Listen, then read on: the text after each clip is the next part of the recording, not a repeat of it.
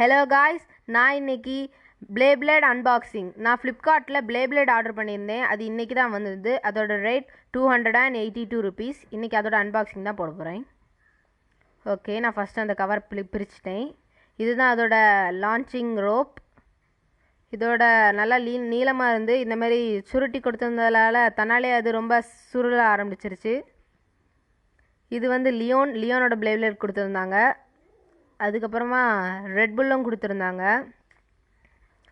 பெகசஸும் அதில் இருந்துச்சு. L Rago.